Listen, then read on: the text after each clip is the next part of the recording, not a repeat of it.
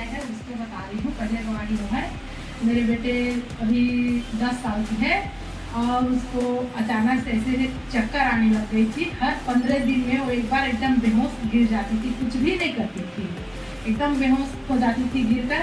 और फिर कोई रहते थे उसके आसपास तो उसे जगाते उठाते नहीं उठते थे, जब पानी छिड़कते थे जब जाके वो होश में आते थे।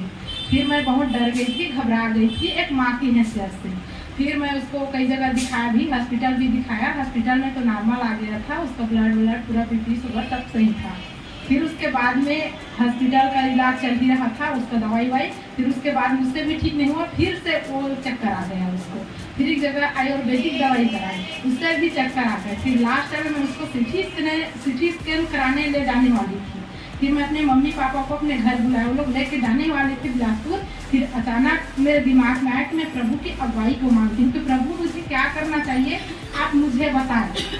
फिर प्रभु ने मेरे घर मेरे मम्मी पापा आए हुए थे उसको ले जाने के लिए। फिर वो आए थे, जब प्रभु की अगुवाई को मैंने मांगा तो वो लोग कैंसिल हो गए कि बोले कि बेटा हम नहीं जा पाएंगे, आज सोमवार का दिन है, बहुत भीड़ है। हॉस्पिटल फोन किया था, डॉक्टर आज नहीं आए हैं, कहीं दूसरे सिलसिले में बाहर चले गए हैं करके।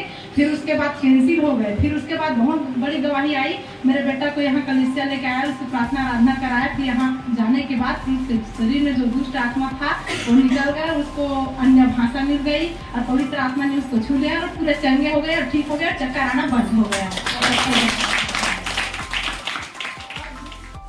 उसकी बाद वाली मेरी लड़की है, उसकी यूरिन में इतना चीटियाँ बहुत ही ज्यादा चीटियाँ थे। जो बिस्तर सोते थे उसमें भी चीटियाँ, जो कपड़ा पहनते थे उसमें भी चीटियाँ। फिर उसके लिए तो लड़के को तो हॉस्पिटल दिखाया था, उसको हॉस्पिटल भी नहीं दिखाया, बस प्रार्थना के द्वारा ही उसके वो यूरिन का चीटियाँ वटियाँ झूलना सब बंद हो, उसकी बीमारी खत्म हो गई। और ये बहुत पहले की गवाही है, मैंने दे पाई थी।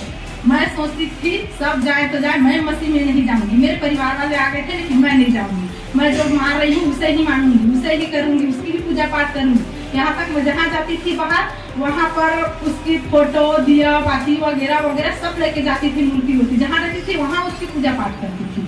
मैं मुझे मसीह में जाना ही नहीं है करती। फिर उसके बाद अचानक मैं मसीह में धीरे धीरे आने लगी।